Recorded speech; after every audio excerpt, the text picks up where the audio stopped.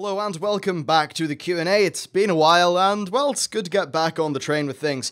So, one little thing before we start off today's show. The Shadowmoon Valley zone is going to be opened up in the Warlords of Draenei Alpha tonight at about 2 AM to 3 AM BST. So, be sure to stay tuned to the channel to see all that. Unless, of course, it is not the 20th of June where you are, in which case you're watching it in the future. And this is basically completely irrelevant. Anyway, so questions and stuff. You can leave questions in the comments for this video. I do actually have quite a lot of questions saved up from that previous video that I made, which is really nice, and lots of great high quality questions as well. So things are definitely looking on the up for the Q&A series.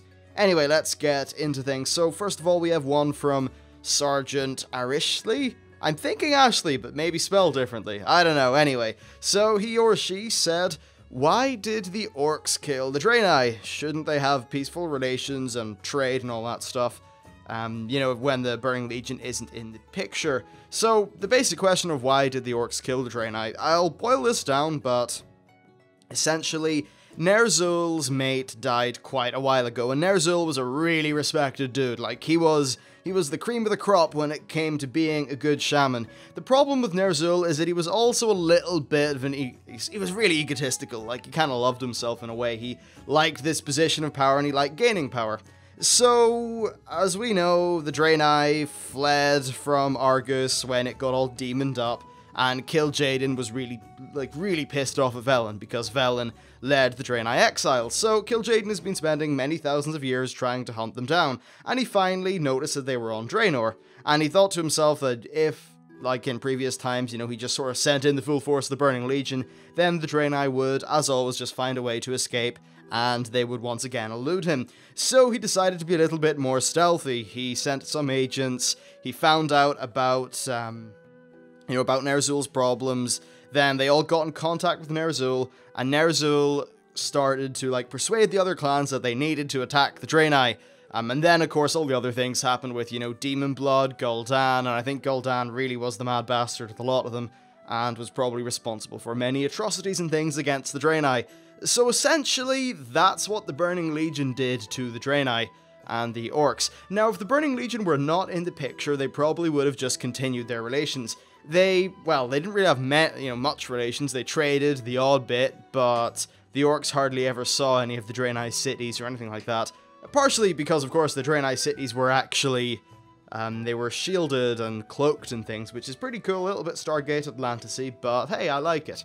Now, what I'd imagine would have happened over time is that there would have been more communication between the various factions and things on the planet. We already know that Ogrim Doomhammer and Durotan met up with, I forget the name of the Draenei, in, was it Telmor? Yeah, I think it was Telmor or something like that. And basically, Durotan and Ogrim were attacked by ogres, and they were saved by Draenei, and that was one of the little times when the Orcs and the Draenei actually got to chat to each other, and a bunch of Orcs ended up inside a Draenei city. So what probably would have happened is Durotan would come to lead his clan, Ogrim would get more, happy and, high up, whatever. And what would end up happening is you'd have two powerful Orcs that have got a positive opinion of the Draenei, and of course, since none of the Burning Legion stuff would have happened, then maybe they could have spearheaded positive relations, because the Draenei didn't really have it in for the Orcs. So there could have been probably an alliance there, or at least both sides would have recognized that they were kind of sharing the planet, or at least sharing their continent, and they should probably make the best of it. I could imagine, though, that over time, as the Orcs wanted to build up their empire, and as, well, not empire, but as the Orcs would have got rid of the Grahn, the ogres, and then, have the ogre empire sort of fall, well, that would mean that the Orcs would get a lot more powerful. Maybe they'd want to expand more, and that could lead to some territorial or resource-based tensions, but at least I think in the short term, the relations between both races could have got better. But hey, Kil'jaeden exists, and he's gonna fuck shit up, and that's what happened there. Alright, so next, let's move on to a question from Malons10, who said, hey, I recently saw a forum post about a guy being kicked from a flex for bad gear when he was item level 560. There's a big discussion on how bad OQ is when it comes to people and things like that, and Malzahn said that now that he's heard that WoW is having its own OQ implemented, he wants to know what my thoughts are. Okay, actually, WoW's version of OQ doesn't have as many features, but it does have one very, very significant plus, which is going to really cut down on the OQ-related sort of gear score-ish problems. So what's going to happen is that if you make a group for, let's just say, High Maul Normal, now you will be able to set a minimum item level on that group. But the thing is that when other people are browsing the group finder looking for raids, they're not able to see any groups that demand an item level higher than what they have. So this means that the lower you set the item level on the raid that you're trying to form, then the more people actually see your listing for the raid, and the quicker it's going to be to get a group. Sure, you could say, let's just hypothetically do maybe Siege of Orgrimmar Flex, item level 570. Now, in the system that WoW is going to be implementing, that would actually take an extremely long time to fill up, because the only people who would see that listing would be people who are item level 570 or greater. Whereas if a group came in and asked for maybe 535, their listing is going to be seen by far more people, and they're going to fill up more. So there's definitely a bit of an incentive to have a very reasonable entry level for your group. Then another good thing is that people cannot make a group listing and demand an item level higher than their own. And I think those two things should help out a lot. Obviously, this is a system that's going to go through many different implementations through the alpha, I'd imagine, and it's going to be constantly tweaked. I think social engineering is extremely important. It's something that Blizzard maybe have struggled with, one or two times in the past where they've ended up accidentally making a toxic environment, LFR. But look, I think they're very aware of this problem. A lot of us were around during the gear score debacle of Wrath of the Lich King. And by the way, this sounds so bad, but I loved it.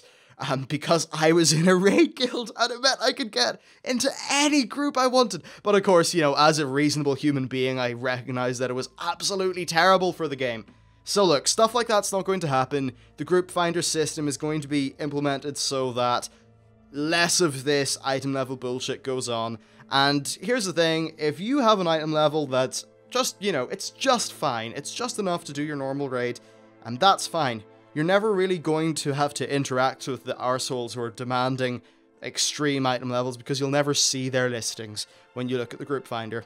I actually think it's a very good system, and at least on paper, it's got a lot of potential. But I totally do understand your OQ related concerns. Personally, I only really use OQ to find groups for the Celestials and Ordos, but that's about it. Alright, let's move on to another question. This is from Pure Ownage 3. Who said, how fast will it take to level up to level 100 if you do, questing instead of spamming dungeons or battlegrounds or anything like that?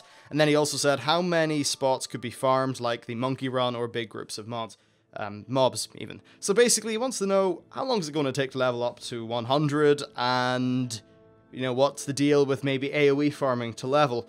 I can't tell you exactly, obviously, because we've only just seen Frostfire Ridge, but what I can tell you is that Frostfire Ridge, when we got into Frostfire, we started off at level 90 and a half. Now that was, I'd assume, that, to make up for the fact that we didn't get to play through the Tanaan jungle, so they needed to add on that extra WoD of XP. So to get from level 90 and a half to level 92 didn't take much time. I don't have an exact number for you, but I don't think it would have been any more than, say, 3 hours.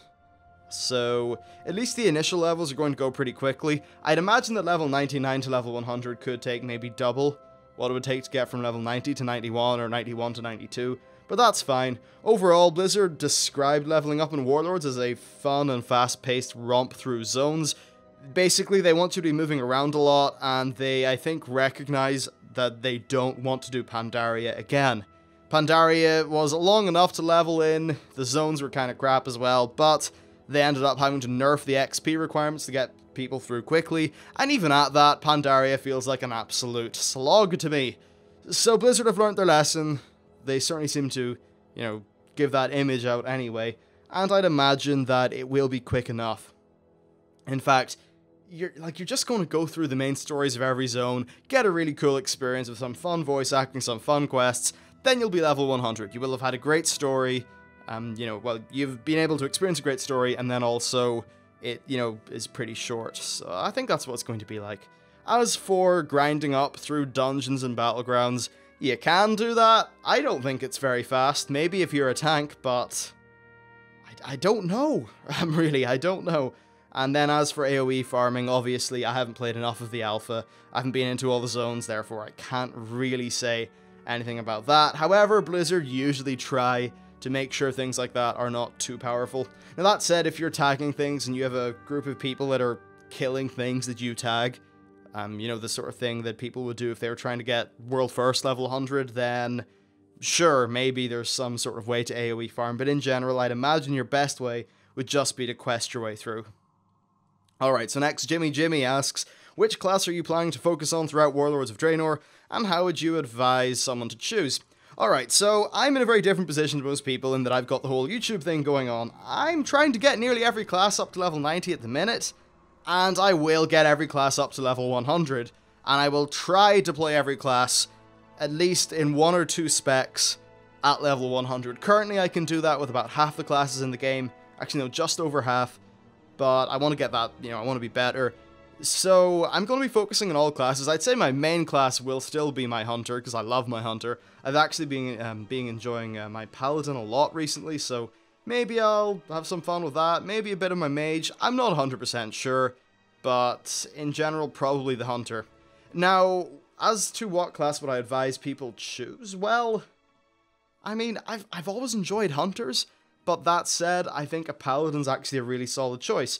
Because I think Ret is fun, I love its spell effects and stuff like that. Protection's a solid spec, none of their specs are too hard to play, and I don't know about Holy, but at least you have the option of healing if you want to do that. So overall, I think the Paladin is nearly a perfect choice. Sure, the Druid does exist, and maybe that's a bit more varied in terms of its gameplay. I mean, come on, Ret and Prot Paladins nearly play the same. But one of the things about Druids is that they're a good bit harder, so if I was just advising someone to roll up their first class, I think I'd say the Paladin. Plus, as a Paladin, you can Flash of Light yourself in Ret to make sure you don't die, and you've got various easy enough little ways to survive and kind of gimmicky things like that. And I just think that overall it's quite a well-designed and fun spec. I've got no idea how it's going to play out in Warlords. Sure, some changes have been made, but look, the changes are subject to change, and I'm not going to be able to tell you how a Ret Paladin or anything like that will play in patch 6.0 live, because nobody knows that. I doubt even Blizzard know it. I'm sure they have a few ideas, but it's going to take a lot of iteration. They've been changing multiple classes a lot in the expansion. For an example, the way Arms is played is completely different as of the latest set of patch notes. So there's going to be a lot of things changing, and I just, I can't tell the future, unfortunately. Let's just see if there are any other questions here. Yeah, actually, let's just take a quick little one from Dan Troll, who said, well, actually 3 questions. The first one is, does the movement speed buff from the Shaman Stones work while you are mounted? The answer to that is, I believe, no. Though I could be wrong, and I can't test because the alpha servers are currently down. His second question is if my call to arms from my garrison can actually summon in some of my followers instead of just the random grunts. So far, it would seem that that's not the case, but I'd hope the Blizzard would allow us to do that because I think it would be awesome. And his final question is about the Orc Acts Specialization and how I think it might be changed. Actually, it's been removed. I'll just give you a quick little rundown of the changes to the Orc ones currently in the alpha patch notes. Axe spec was removed, command now increases pet damage by 1% down from 2, and hardiness now reduces the duration of stun effects by 10% down from 15. That's just the current changes. There's going to be a lot more stuff going on there, but if you just Google Warlords of Draenor alpha patch notes, you'll find all the current changes there. Anyway, that is it for today's Q&A. Now, I'm not using a camera at the minute. I do want to use a camera, but unfortunately, I'm happy enough to be at home at the minute, but the room that I have to use has got a red carpet, pinkish walls, and a salmon pink ceiling. So none of you are allowed to see that because it's disgusting and terrible. Right, that's one problem. It's actually an okay room for recording in though, because it's got a carpet, it's got curtains, and sort of for sound quality and stuff like that, it's acoustically pretty decent. But I just think it looks terrible, so I'm not going to turn my camera on in it. I'll try to get something sorted for a camera, but hey, it might be a while.